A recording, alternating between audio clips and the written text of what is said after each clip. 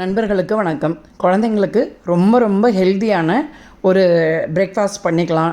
Dinner இல்லை ஸ்கூல்லேருந்து வந்தோடனே கொடுக்கறதுக்கு சூப்பர் ஹெல்த்தியான கம்பு, பஜ்ரா, பேல் மில்லட் எப்படி வேணால் சொல்லிக்கலாம். அடை ஊற வச்சு அரைக்கும் போது இன்னும் டேஸ்ட்டாக இருக்கும். செய்கிறது ரொம்ப ரொம்ப சிம்பிள். அரிசி கொஞ்சம் கூட சேர்க்க போகிறதில்ல. ரொம்ப கிறிஸ்பாகவும் இருக்கும், சாஃப்டாகவும் இருக்கும். ஃபென்டாஸ்டிக்கான ஒரு பிரேக்ஃபாஸ்ட். வெஜ்ஜீஸும் சேர்க்கும் போது சூப்பராக இருக்கும். 250 ml மெஷரிங் கப்பில் 1 கப்பு கம்பு எடுத்துக்கலாம். மெஷரிங் கப்பில் 1/4 கப்பு கடலைப்பருப்பு, 1/4 கப்பு துவரம்பருப்பு, 3 டேபிள் ஸ்பூன் உளுத்தம்பருப்பு, 3 டேபிள் ஸ்பூன் பயத்தம்பருப்பு. இந்த அளவு பக்காவாக இருக்கும். இதை எல்லாத்தையும் ஒரு பவுலில் எடுத்துட்டு 4-5 தடவை நல்லா களைஞ்சிருவோம். அதுக்கப்புறம் நல்ல தண்ணி விட்டுட்டு நம்ம காரத்துக்கு தேவையான அளவு மிளகாயையும் போட்டு 4 to 5 hours ஊற வைக்கலாம்.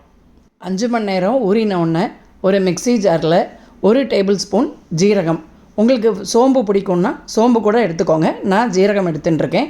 1 இன்ச்சு துண்டு இஞ்சி, இந்த இதுக்கு தேவையான அளவு உப்பையும் போட்டுட்டு 1 டீஸ்பூனுக்கு மேலே பெருங்காயத்தையும் போட்டு ஓரளவுக்கு குறைன்னு, ரொம்ப குறைன்னு வேண்டாம், ரொம்ப நைஸாகவும் வேண்டாம்.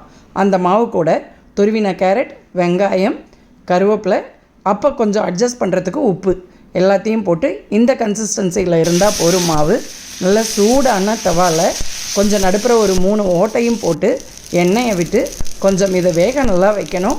கொஞ்சம் மீடியம் ஃப்ளேம்லேயே வச்சு டக்குன்னு திருப்பி போட்டுற வேண்டாம். ஒரு ஃபியூ செகண்ட்ஸ் கழித்து திருப்பி போட்டோம் அப்படின்னா மொறுமொறுன்னு இருக்கும், சாஃப்டாகவும் இருக்கும்.